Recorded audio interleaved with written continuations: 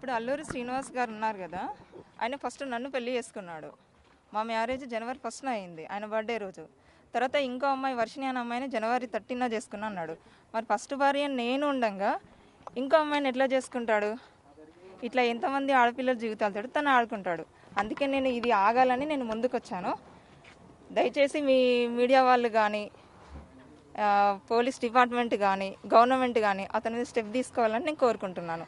ఏమని ఫస్ట్ మీతో ఏం మాట్లాడారంటే మీరు తనకి ఎలా కాంటాక్ట్ అయ్యారు ఫస్ట్? అసలు అంటే నేను ఒక భక్తి పరంగా ఉన్నా కాబట్టి తనని కాంటాక్ట్ నేను అయ్యాను. అయిన తర్వాత మా మధ్యన మంచి క్లోజ్నెస్ పెరిగింది ఫస్ట్. ఆ తర్వాత అది కాస్త ఈ పెళ్లి దాకా వచ్చేసింది. పెళ్లి చేసేసుకొని ఏదో సేవ, ఒక ఆశ్రమం పెట్టి ఒక సేవ చేసుకుంటూ ఉండిపోవాలని అనుకున్నాము. దానికి ప్రిపేర్ కూడా అయ్యాము. చాలా చోట్ల ల్యాండ్స్ కూడా వెతికాము, కానీ మేము తీసుకోలేకపోయినాం. ఎందుకంటే ఈయన ఒక్క మాట మీద నిలబడడు. రోజు రోజుకి తన మాట అనేది చేంజ్ అవుతూ ఉంటుంది.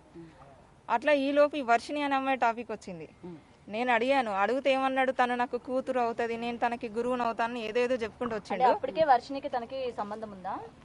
అది నాకు ఈ మధ్యనే తెలిసింది. నేను మెయిన్ న్యూస్ వాళ్ళ ద్వారానే చూసాను. వీడియో చూడడం వల్లనే ఇప్పుడు నేను తెలుసుకున్నాను. తెలియడం జరిగింది. అంతే, అంతవరకు తన నా దగ్గర అన్ని దాచిపెట్టాడు. అప్పటిదాకా మీతో ఫోన్లు అప్పుడప్పుడు చేస్తున్నాడు, నాతో ఫోన్ మాట్లాడుతూనే ఉండే.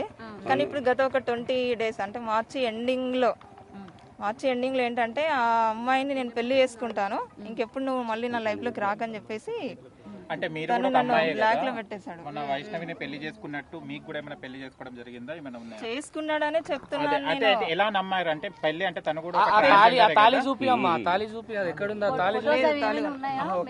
తాళి ఉన్నాయి నా దగ్గర, కానీ నేను తన మెడలో, నేను చెప్తున్నాను, తన మెడలో వెండి తాళి ఉంటది. మీరు చూసారా, అగోరి మెడలో వెండి తాళి ఉంటది, అది నా మెడలో తాలే.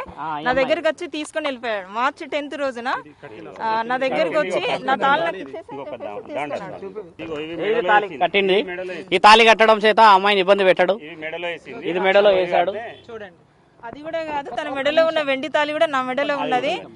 నన్ను ఏంటి వచ్చి నా తాళి నాకు ఇచ్చేసానని చేసి తీసుకెళ్లిపోయాడు. అప్పటికి ఆ అమ్మాయికి ఈ అగోరికి పెళ్ళైందన్న విషయం నాకు అప్పుడే తర్వాత తెలిసింది. నాకు ఆ తర్వాత నేను గట్టిగానే అడిగితే ఇప్పుడు నా నంబర్ బ్లాక్ లో పెట్టిన, రెస్పాండ్ అవ్వట్లేదు.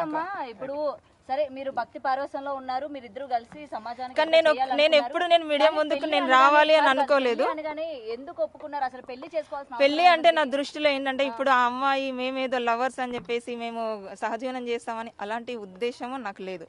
నాకేంటంటే నాకు ఇప్పుడు కాదు, తన కలవక ముందే నాకు ఒక ఆశయం ఉండే, ఒక ఆశ్రమం పెట్టాలి, గోమాతలని కానీ ఏదన్నా వృద్ధులని కానీ ఇలా చూసుకోవాలని నేను, మా మామయ్య, మా అన్నయ్య మేము ఒక కమిటీగా అనుకున్నామా.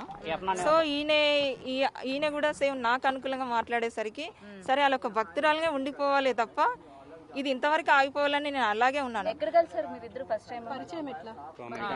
నాలాగా ఇప్పుడు ఆ వర్షిణి అమ్మాయి కూడా ఏంటంటే తను చిన్నపిల్ల. సో తను ఏంటంటే తను లవ్ చూపిస్తాడు. ఎలా అంటే ఇక అది ఒక మీ నిజమైన ఆయన అంటాడు కదా, అంగం అని, అంగం ఉన్నోళ్ళు కూడా చూపెట్టలేనంత ప్రేమ చూపిస్తాడు.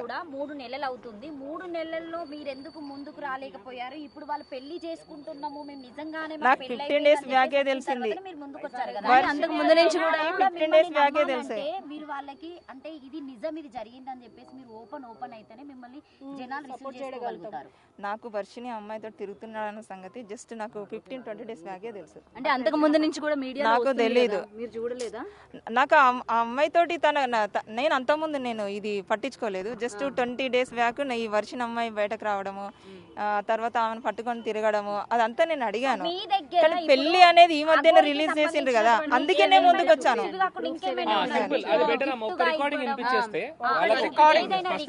ఎందుకంటే నిజంగా మీరు భార్య అని చెప్పడానికి ఏమైనా ప్రూఫ్స్ ఉంటే చూపించండి. నా దగ్గర వాయిస్ రికార్డ్స్ ఉన్నాయి, నేను చూపిస్తాను.